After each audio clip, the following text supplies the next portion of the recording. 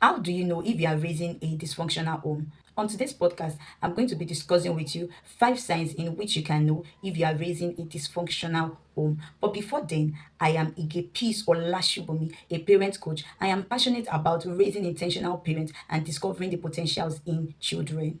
So, the number one sign to know if you are raising a dysfunctional home is unhealthy discipline.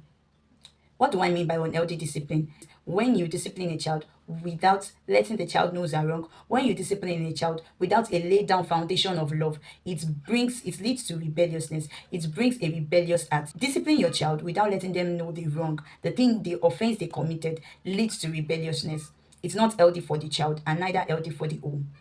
Then to the next one is neglect. When parents are not constantly there with their child, when parents are busy with their own activities, busy with what they want to do, and leave the child alone. For instance, you as a parent, you don't communicate with your child, you don't help them in their assignment, you don't help them to do the little things that is necessary, that is needed for them to do. You are bridging a gap between you and your child. You setting a barrier between you and your child. When you focus on your own personal issues and then neglect that of your child, it brings about a dysfunctional home. It brings about an unhealthy emotional health. When you focus more on yourself than on your child, it brings a gap between you and them, and this causes neglect. Then the next sign is performance driven home. This talks about their grades, their achievements. For your child to feel accepted by the for a child to feel accepted by the parent, the child has to perform well, to do things well. When a parent is overly cautious, a parent that doesn't give room for mistake, a parent that is so perfect, it brings about a dysfunctional home. When you praise your child when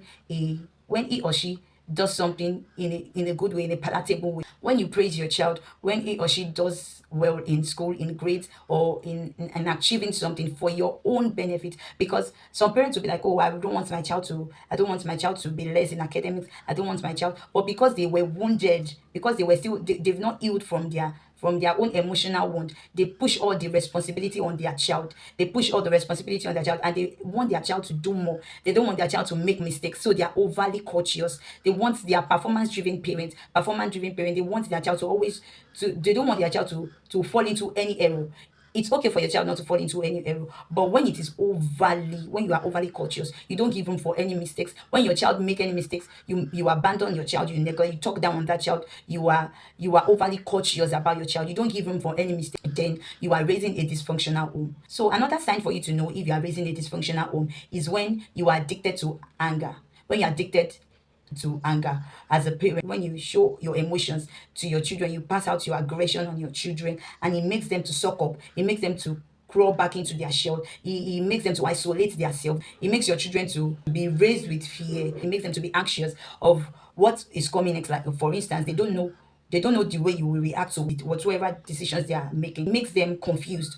Yes, it brings about confusion in the mind of a child. It brings about confusion in the minds of a child. They don't know the exact path to tread on. They don't know what to do. They don't know what to say because of your expression, because of your temper, your high temper. So they crawl back into their shell. They don't want to take the wrong step, the right step, thinking that it's the wrong step for them to take. So expressing your anger, expressing your emotions as a parent brings about a dysfunctional home, and that also shows that such parent is not emotionally matured, and this can bring about a dysfunctional home. This can cause such children to grow up anxious. It brings about anxiety. It brings about fear of not being rejected by people when they grow up being an adult, fear of not being shouted on, fear of not being criticized on. So the last sign for knowing if you are raising a dysfunctional home is feelings not important.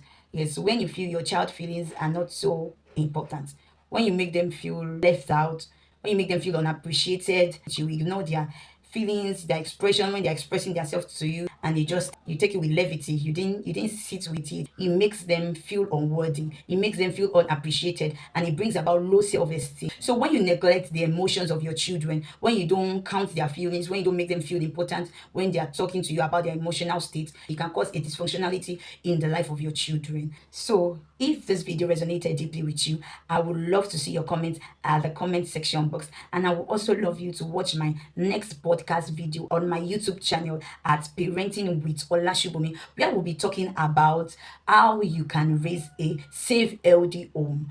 Until then, bye.